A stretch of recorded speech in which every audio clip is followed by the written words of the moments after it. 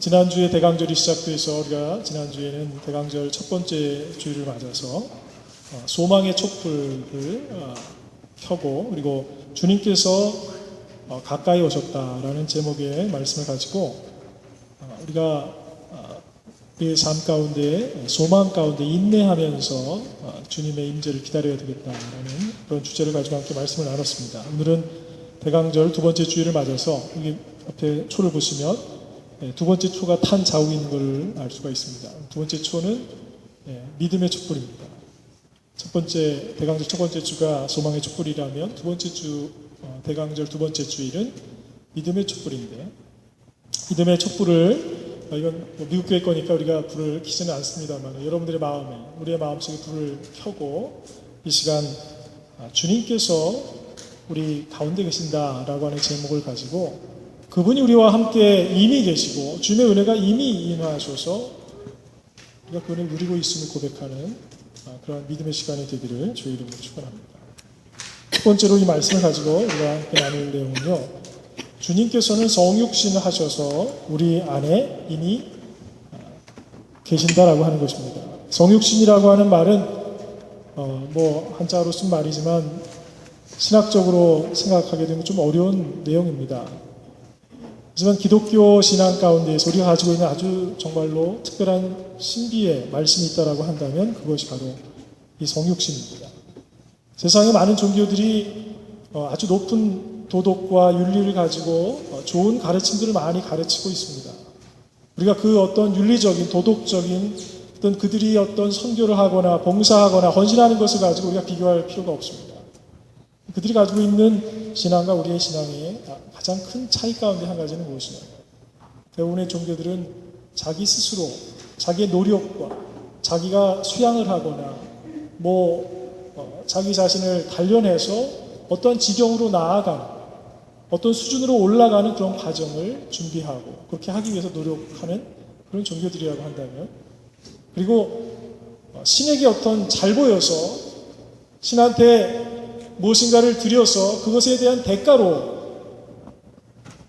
떨어진 어떤 떡고물이라도 누리면서 살기를 원하는 그런 신앙을 가지고 살아간다면 이 기독교 신앙은 그와 정반대로 사는 신앙이라고 하는 것입니다. 그럼 무엇이냐? 우리 하나님은 저 멀리 계시는 하나님이 아닙니다. 그냥 세상을 한번 창조해 놓으신 이후에 우리들한테 율법 같은 거 어렵게 지키기 어려운 그런 것들을 그냥 던져주시고 알아서 지키면 잘 지키는 사람은 복 주시고 안 지키는 사람은 기다렸다가 갑자기 나타나셔서 벌 주시는 그런 분이 아니십니다. 그 하나님은 정경을 잘 읽어보니까 우리의 삶 가운데로 들어오신 분입니다. 우리를 사랑하시다 얼마나 사랑하셨는지, 우리는 그분이 오셨는지조차 알지 못했는데 그분은 우리의 삶의 현장에 오셨는데 그냥 우리는 만질 수도 없고 들을 수도 없고 체험할 수 없는 그러한 본래적인 하나님의 모습으로 이 땅에 오시지 않고 우리 인간의 형상을 입고 우리의 삶의 현장에 우리가 부딪히면서 상처받으면서 두려워하는 그 삶의 현장에 직접 뛰어들어오신 것입니다. 이것을 성육신이라고 말합니다. 영어로는 인카네이션이라고 말합니다. 인카네이션이라고 하는 말의 그 근본적인 의미는 in the flesh라고 하는 말입니다.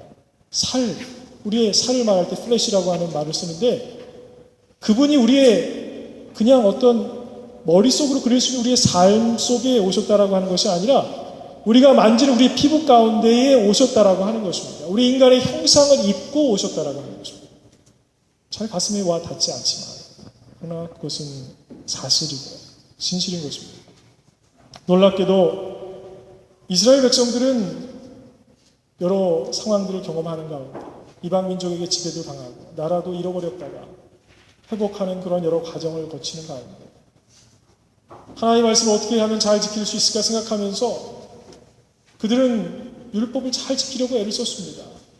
하나님의 말씀 가운데 나와 있는 예언서에 나와 있는 말씀들을 통해서 메시아가 오실 것을 기다리면서 그들은 항상 메시아를 대망하면서 기다리면서 살았습니다. 그런데 얼마나 놀라운 일인지 메시아가 오셨음에도 그들은 메시아를 영접하지 못했습니다. 온 나라와 민족이 메시아를 기다렸는데 기다렸던 메시아가 이미 이 땅에 왔음에도 불구하고 그들은 메시아가 온 줄은 몰랐습니다. 이유는 무엇이었는가? 그들은 메시아가 정말 멋지게 하늘에서 내려올 것으로 생각한 것입니다.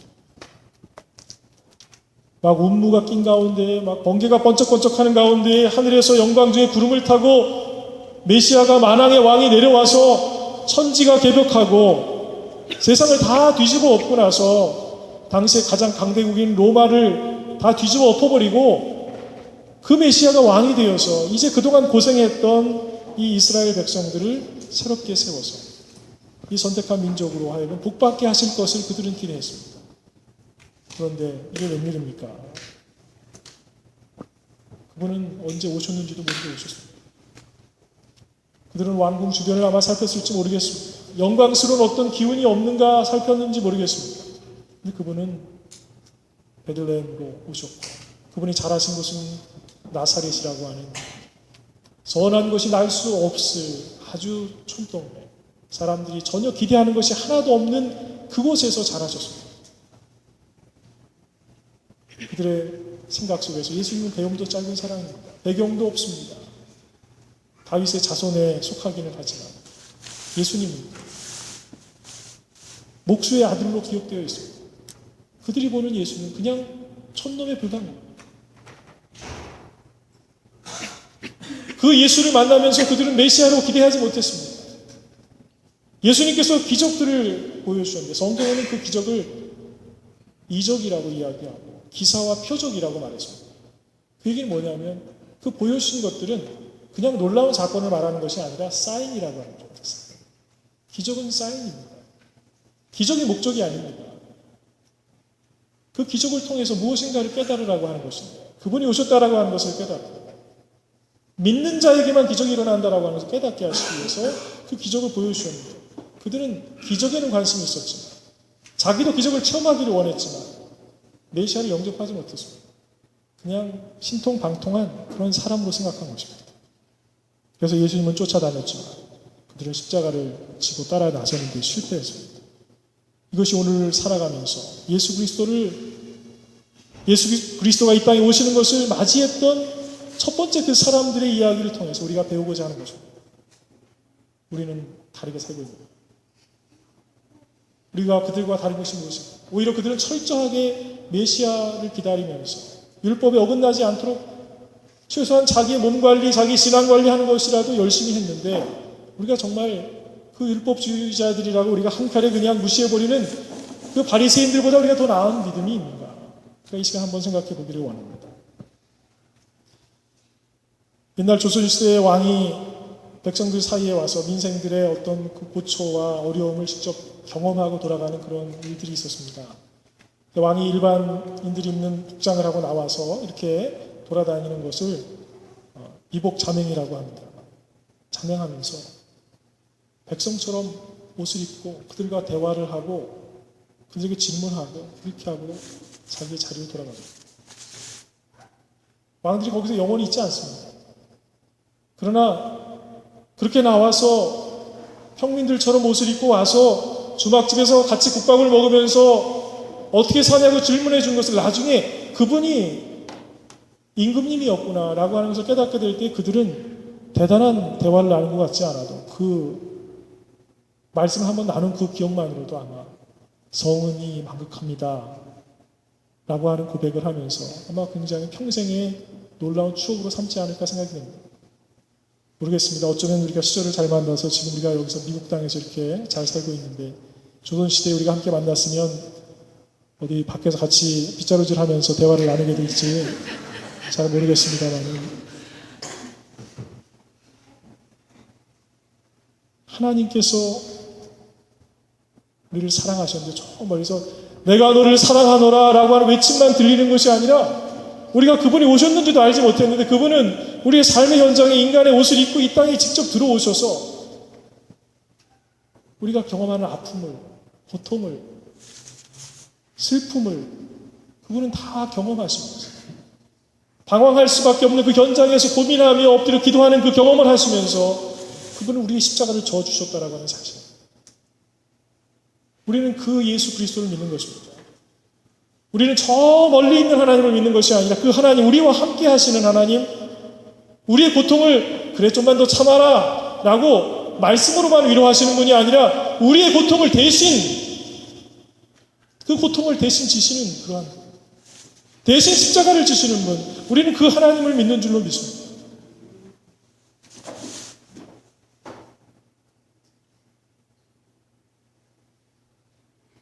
우리는 그 하나님을 믿습니다. 그래서 오늘 본문 말씀은 천사와 이 마리아의 대화를 기록을 하고 있는데, 이렇게 천사가 마리아에게 첫 번째 처음 말할 때 이렇게 말합니다. 은혜를 받을 자여 평안할지어다 주께서 너와 함께 하시도다. 아멘. 뭐라고 불렀습니까? 은혜를 받은 자. 제가 처음에 잘못 읽었고, 은혜를 받은 자, 은혜를 받은 자 평안할지어다 주께서 너와 함께 하시도다. 여러분이 마리아의 입장이라고 생각해 보십시오. 난데없이 갑자기 천사가 나타났습니다. 얼마나 깜짝 놀랐겠습니까? 천사가 말을 건넵니다. 얼마나 깜짝 놀랐고 두렵겠습니까? 근데 그 천사의 첫 마디는 무엇이냐면 은혜를 받은 자여 평안할지어다 이렇게 말합니다. 주께서 너와 함께 하시다. 두려워 떠는 그 마리아에게 주어진 이 한마디는 너무나 중요한 것입니다. 우리가 처음에 인사를 나눌 때 우리가 주님의 평강이 함께 하시길 기원합니다. 이렇게 인사하자고 했잖아요. 주님의 평강이 우리와 함께 하기 때문에 평안하다라고 하는 것입니다. 문제가 없어졌기 때문에 평안하다는 뜻이 아닙니다. 예수를 믿으면서 우리가 힘들어하는 이유 중에 하나는 무엇이냐면, 내가 이렇게 봉사도 열심히 하고, 내가 이렇게 헌금도 열심히 하고, 내가 이렇게 찬양도 뜨겁게 하면 하나님이 나의 삶의 현장에 있는 모든 문제를 싹 가져가셨으면 좋겠다.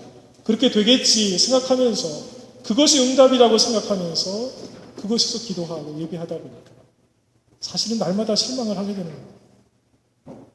뭔가 신앙생활 속에서 하나님과 우리 사이 가운데 하나님의 은혜를 우리가 경험하는 그 메커니즘을 우리가 잘못 이해를 한 것입니다. 그게 아니에요. 하나님께서 우리의 문제를 가져가시는 것이 아니에요.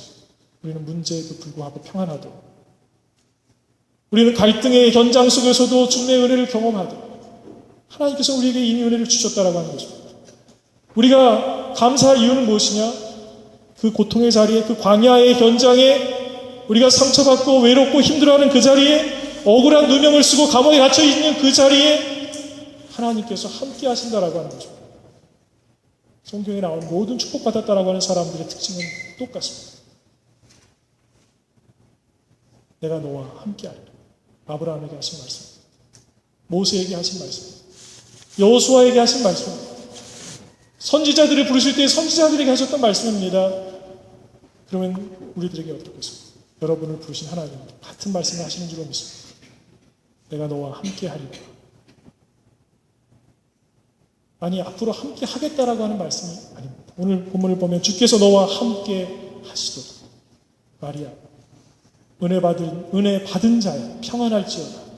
이미 주님께서 너와 함께 하시다. 그러므로 평안하라는 것입니다. 다른 이유를 댈 필요가 없습니다. 하나님 문제가 있는데요, 그래도 내가 너와 함께 있지 않다. 천지를 창조하신 그분께서, 무에서 유를 창조하신 그분께서, 우리를 구원하신 그분께서 권능의 두 팔로 우리를 붙드셨는데, 우리가 문제 타령을 해서 어떻게 감사의 조건을 찾고, 그 자리에서 어떻게 우리가 찬양의 사람이 되고, 우리가 어찌 거기서 복음의 씨앗을 심겠습니까? 우리는 이미 은혜 받은 자임을 고백해야 될 줄로 믿습니다. 그분이 우리 안에 이미 오셨음을 생각하게 될 때, 내가 고난당하는 그 현장에 주님께서 인간의 형상을 입고 이 땅에 오셔서 우리의 아픔과 우리의 고통을 같이 그 짐을 져주시면서 내가 홀로 걸어가는 것 같을 때 그분이 내 옆에 함께 계셔서 우리가 힘들어서 신음소리를 낼 때 그 음성을 다 들으시고 우리를 당신의 품에 안으시는 것을 기억하게 될 때, 우리가 서 있는 그 자리는 은혜의 자리가 되고 찬양의 자리가 됨을 믿습니다.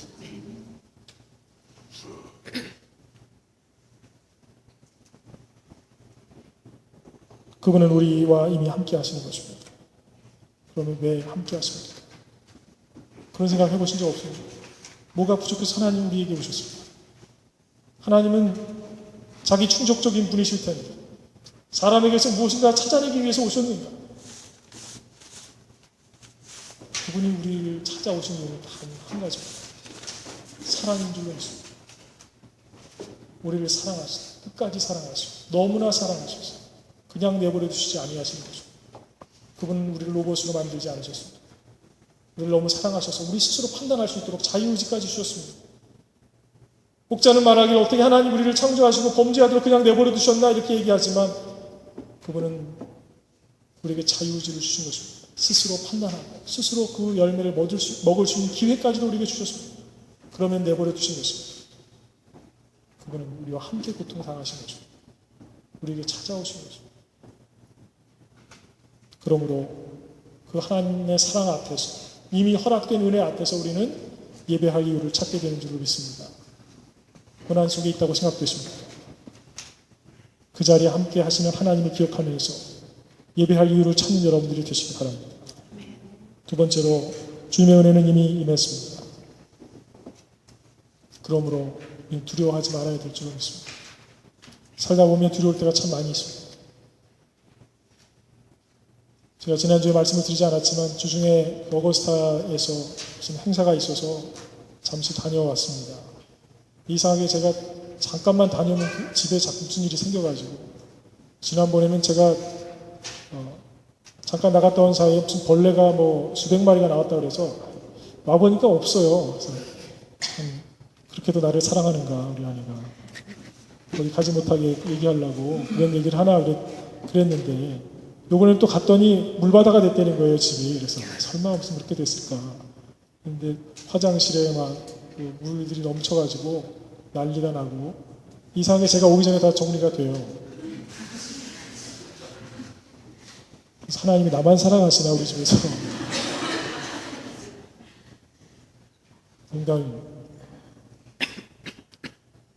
문제가 생기는 상황에서 혼자서 아이들을 챙기면서 또 교회 일도 챙겨야 되고 신방도 해야 되고 근데 집에 막 물난리가 나고 무슨 뭐가 생기고 하면 어떻겠습니까? 당연히 힘들고 두려울 수밖에 없겠죠. 인간의 가지고 있는 공통적인 모습 중에 하나는 혼자 있을 때 두려운 것입니다. 우리가 힘들다고 생각하는 이유 중에 하나는 무엇이냐면 혼자라고 생각하기 때문입니다. 함께 살면서도 부부가 함께 있으면서도 우리가 정말로 온전히 사랑하고 정말로 이해하고 용납하지 못하게 될 때 혼자 사는 것처럼 느껴지는 것입니다. 신앙생활하면서 하나님과 함께 동행하겠다고 말은 하면서도 찬양 속에서는 주와 함께 길을 간다고 찬양하면서도 그러나 그것을 믿지 못하게 될 때에 우리는 나 혼자 이 길을 어떻게 걸어가나 이 짐을 내가 혼자 어떻게 다지나 두려워서 벌벌벌 떠는 것입니다.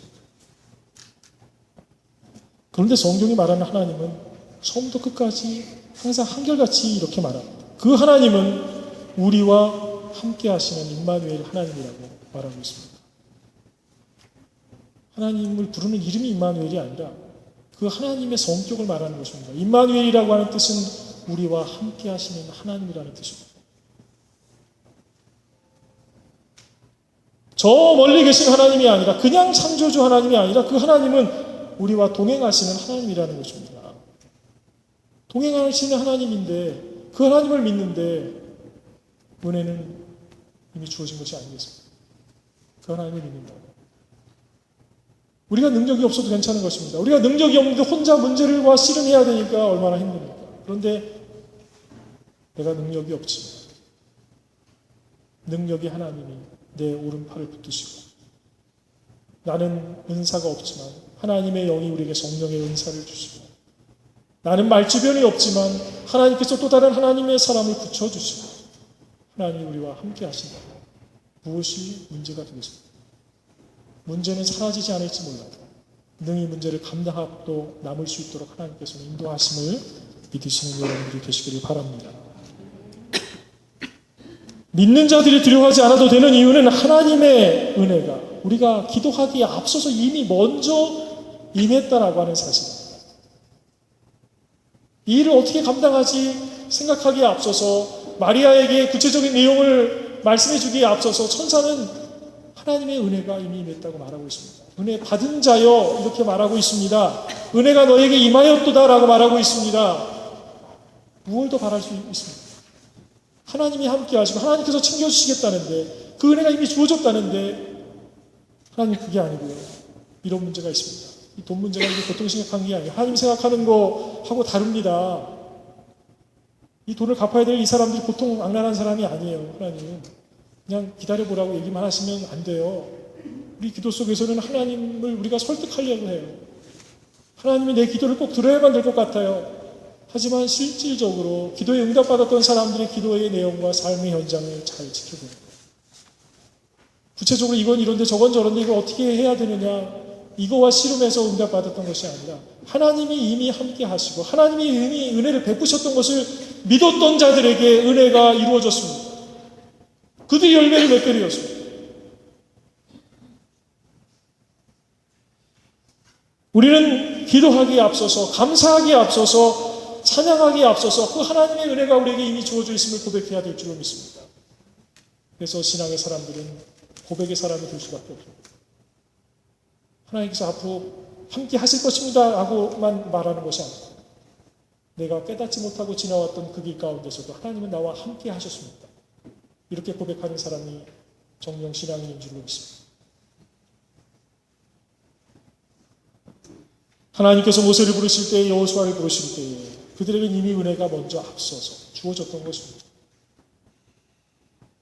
모세가 말주변이 없다고 하니까 사람을 붙여주신 것이 아니라 하나님은 앞으로 어떻게 도와주실지, 그의 앞으로 만나게 될 만남까지도 하나님께서 모두 다 준비하신 것입니다. 우리가 걱정하기 시작하면서 정말로 문제가 일어나는 것입니다. 예전에 제가 초등학교 다닐 때, 초등학교 한 4학년쯤 됐던 것 같아요. 제가 장거리 달리기는 잘 못하지만 단거리 달리기를 되게 잘했어요. 지금은 좀 살이 많이 쪄서 원하는 대로는 잘 안 되는데, 예전에 엄청 잘 뛰어다니고 그랬던 것 같습니다. 우리 형님은 육상부를 했었어요, 초등학교 때. 우리 얼마나 빠르겠어요. 형하고 장난을 치다가 형이 쫙 하고 도망가니까 그걸 잡으려고 이번엔 내가 꼭 잡는다 생각하고 열심히 뛰었죠. 열심히 뛰다가 무슨 일이 일어났냐면 문틈에 머리를 부딪혀가지고 마당에서 밖으로 나가다가 철문에 머리를 부딪혀서 한 1m쯤 떴던 것 같아요. 쭉 떴다가 영화의 한 장면처럼 슬로우 비디오 이렇게 보듯이 쭉 떴다가 탁 떨어졌는데 아무렇지도 않더라고요. 그래서 열심히 막 뛰었었어요. 근데 나중에 조금 있다가 머리에서 뜨거운 게 쭉 하고 흘러내리는데 딱 만져서 보는 순간 갑자기 아프기 시작하는 거예요. 그때부터 문제가 시작되더라고요. 그 전에는 아무렇지도 않았어요. 근데 보고 나니까 피 보니까 사람이 막 바뀌어요. 막 흥분되고요. 막 이게 세상에 어떻게 되는 것 같고. 사랑하는 성도 여러분, 우리가 걱정하고 두려워하기 시작하는 순간부터 우리는 우리에게 주어진 일을 제대로 할 수 없게 됩니다. 하나님을 찬양하는 일도, 우리에게 주어진 일을 감당해서 열매 맺는 일도, 우리가 남을 사랑하는 일도, 섬기는 일도 모든 것이 불가능해집니다. 우리가 예배 생활이 힘든 이유 중에 하나는 시간이 바쁘고 경제적으로 어려워서가 아닙니다. 우리가 문제를 내 눈앞에 갖다 대놓고 그것만 보고 있기 때문에 그런 것입니다. 하나님께서 은혜를 베푸셔서 여기 은혜가 있다, 그래서 받아 마셔라 말씀하셔도 이것을 받아 마실 생각은 안 하는 것입니다. 두려워 떨고 있는 것입니다. 하나님, 제가 이거 마시게 생겼습니까? 하나님, 이 자리가 얼마나 힘들고 어려운데 제가 수십 년 동안 기도하면서 여태까지 그렇게 애쓰면서 살아왔지만 그래도 아직도 해결되지 않은 문제입니다. 지금 가만히 앉아서 지금 그걸 받아 마시게 생겼습니까? 지금 뭐가 속이 편하다고 내가 주님 앞에 나와서 예배하게 생겼습니까? 지금 찬양할 마음이 안 있는데 제가 무슨 찬양을 하겠습니까? 그러나 하나님은 다르게 말씀하시는 겁니다. 이미 은혜가 주어졌다는 것이죠. 은혜를 누릴 줄 아는 자가 문제를 넘어설 수 있는 것입니다. 장애물을 바라보면서 두려워하는 사람은 절대로 그 장애물을 넘어설 수 없습니다. 장애물을 달리게 하는 사람들, 그 사람들은 어디를 향해 뛰는지 아십니까? 장애물을 향해서 뛰는 것입니다. 장애물을 넘는 사람은 장애물을 향해서 뛰어가는 것입니다. 두려워하면서 뛰지 않습니다. 두려워하면 넘어집니다. 운동선수라고 해도 두려워하게 되는 순간 사고가 나게 되어 있습니다. 우리가 교회를 다녀도 믿음 없이 행하게 되는 순간 우리는 넘어지게 되어 있습니다. 상처받게 되어 있습니다.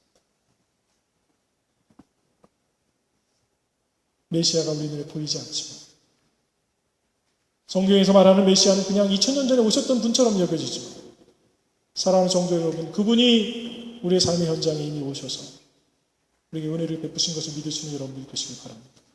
여러분의 삶의 현장 놀라운 변화가 있을 것입니다. 이스라엘 백성들이 가장 힘들어했던 순간 중에 한 시대는 언제냐면 광야에서 있었을 때였습니다. 약속의 말씀을 받고 야 이제 이집트의 종살이에서 벗어났구나. 야 이제 홍해바다도 건너보고 야 우리 죽는 줄 알았는데 하나님이 살려주셔서 홍해바다에서 그 유명한 이집트의 군대가 병거를 타고 오다가 물에 빠져 죽는 것을 보고 야 하나님 우리와 함께 하시는구나 생각하면서 광야 길을 가게 됩니다. 며칠 지나고 나니까 그 자리가 죽을 것 같은 거예요. 그들은 그곳에서 방황했습니다. 40년 방황했습니다. 너무 힘들었습니다. 대부분이 거기서 죽었습니다. 얼핏 보면 하나님도 하나님도 보통 성격이 아니네. 40년 동안 거기서 뺑뺑이 돌게 하시네. 이렇게 생각하실지 모르겠습니다. 그게 아닙니다. 이스라엘이 참 고집불통이구나. 하나님은 이미 다 주시고 내가 너와 함께하리라 말씀하시고 내가 너희를 먹여주시고 낮의 해와 밤의 달로부터 내가 너희를 지켜주겠다. 불기둥으로 구름기둥으로 너희들을 안내하겠다. 약속하실 뿐만 아니라 실제로 그렇게 하셨죠. 그들이 목마를 때 물을 주셨습니다. 부르짖으면 다 주셨어요. 범죄했을 때 죽어갈 때에도 부르짖으면 다 용서해 주시고 살려주셨습니다. 언약궤를 가지고 가게 하셨습니다. 성막을 지고 다니게 했습니다. 그 의미는 무엇이었냐면 그들이 가는 그곳에 그들이 성막을 칠 때 그들이 하나님께 예배할 때 하나님은 그 자리에 항상 계시다라고 하는 것을 깨닫게 하신 것입니다. 우리의 삶의 현장에 예배의 자리가 없어지는 때 우리는 절망하는 것입니다. 우리는 소리 지르면서 괴로워하면서 신음하면서 넘어지게 되어 있습니다. 이스라엘이 그랬다라고 하는 것입니다. 은혜가 없어서가 아닙니다. 언약궤는 성막은 은혜였습니다. 불기둥 구름기둥은 은혜였습니다. 만나는 은혜였습니다. 그들은 이틀치 3일치 만나를 쟁겨두고 먹고 싶었지만 그걸 못하게 해갖고 그것 때문에 스트레스 받았죠. 하지만 하나님은 날마다 주실 것이 되었기 때문에 먹을 것 이상을 가지고 가요. 다 썩게 만드셨어요. 그 이유는 참 얄밉게도 하시네. 왜 조금씩 주시나. 이게 아닙니다. 우리에게 필요한 모든 것은 그때그때 항상 채우시겠다라고 하는 것입니다. 그것으로 만족할 수 있는 사람이 은혜를 경험할 줄 아는 거죠. 어둠 속에서 하나님께서 불을 밝혀줄 것을 아는 사람이 은혜를 경험하는 것이지 왜 나를 어둠 속으로 보내셨습니까? 이렇게 말하는 사람은 절대로 은혜를 경험할 수가 없습니다. 왜 나는 광야에 혼자 가고 있습니까? 왜 힘든 길을 나 혼자 먼저 가게 하셨습니까? 내가 너를 리더로 세웠다. 이렇게 말씀하시는 거죠. 왜 저에게 주신 것이 없습니까? 왜냐하면 내가 내 옆에 있으니까. 내가 네 옆에 있으니까 네가 나만 믿고 따라오면 되지 않겠느냐. 왜 네 힘으로 하려고 하느냐. 이것입니다. 사랑하는 성도 여러분, 두려워하지 마시기를 바랍니다. 하나님의 은혜는 이미 우리와 함께하고 있습니다. 주님은 우리 가운데 오셔서 그분은 지금 우리 삶의 현장에 계신 것입니다. 은혜는 홍해 바다를 건널 때만 있었던 것이 아닙니다. 만나를 먹을 때만 하나님이 은혜를 베푸셨던 것이 아닙니다. 그것은 그냥 사인에 불과합니다. 하나님이 그렇게 필요할 때 먹이시고 입히시고 함께 하신다라고 하면서 증거하는, 우리가 하도 머리가 나빠서 우리 인간의 이 한계가 있다 보니까 하나님을 날마다 인정하지 못하니까 그러한 사인을 통해서라도 하나님을 보게 하시는 것입니다. 그러나 세상은 어리석어서 날마다 기적을 이루고 있습니다. 사랑하는 성도 여러분, 우리는 기적 때문에 믿는 존재가 아닙니다. 하나님의 은혜를 인정하는 여러분 되시기 바랍니다. 그럼 여러분의 삶의 두려움이 사라집니다. 마지막으로 주님의 말씀은 능치 못함이 없다고 오늘 성경이 말하고 있습니다. 본문의 37절을 보니까 대저 하나님의 모든 말씀은 능하지 못하심이 없느니라 이렇게 말씀하고 있습니다. 그랬더니 마리아가 뭐라고 대답합니까? 마리아가 이르되 주의 여종이오니 말씀대로 내게 이루어지이다 이렇게 대답했습니다. 마리아를 만나본 적이 없지만 참으로 위대한 신앙인이라고 생각을 합니다. 천사가 나타났을 때 어떻게 두렵지 않겠습니까? 천연대 임신하겠다고 그러는데 어떻게 그것이 기쁜 소식이 되겠습니까? 그러나 하나님의 말씀이고 하나님의 은혜가 이미 임했다고 말씀하시니까 그리고 주의 말씀대로 행하게 되면, 그것을 믿으면 능치 못함이 없다라고 하는 사실을 천사가 증명합니다. 그 말에 뭐라고 대답했습니까? 저는 주의 여종이요, 주의 말씀대로 이루어지. 우리는 주의 말씀이 이루어지는 축복의 자리가 되어야 될 줄로 믿습니다. 그러므로 신앙생활의 열쇠는 역시 믿음입니다. 혹시 믿음이 없으면 못할 수가 없습니다. 성경에 나온 모든 기적의 사건은 한결같이 믿음의 증거로서만 나타납니다. 믿음이 있는 사람은 기적을 경험한다고 하는 것입니다. 세상은 거꾸로 말합니다. 기적을 보여주면 믿겠다 이렇게 이야기합니다. 그런데 성경은 그 반대로 말합니다. 믿는 자에 능치 못함이 없습니다. 여러분의 현장에 기적이 필요하십니까? 기적을 바라보지 마시고 예수 그리스도의 은총을 의지하는 여러분 되시길 바랍니다. 그분을 의지하고 그분을 믿으면 여러분의 삶이 기적이 될 것입니다. 저 사람이 혼자 갔었는데 저 사람이 그 고통 속에서 저 광야 생활 속에서 저 사람이 어떻게 서바이브했지? 저 사람이 어떻게 리더가 되었지? 저 사람은 가방끈도 짧은 사람인데 저 사람은 영어도 할 줄 모르는데 저 사람이 어떻게 저렇게 위대한 열매를 많이 맺고 있습니다. 믿음 때문에 하나님을 믿고 의지하는 자, 하나님은 절대로 내버려 두지 않으시는 것입니다. 창조주 하나님께서, 구원자 하나님께서 우리를 너무나 사랑하셔서 죄 가운데 그냥 두지 아니하시고 인간의 형상까지 입고 이 땅에 오셨던 그 하나님께서 하물며 우리를 그냥 내버려 두시겠습니다. 하나님을 믿겠다고, 하나님의 말씀대로 살겠다고 애쓰는 우리를 그냥 두시겠습니다. 여러분, 주님의 말씀은 능치 못함이 없다고 했습니다.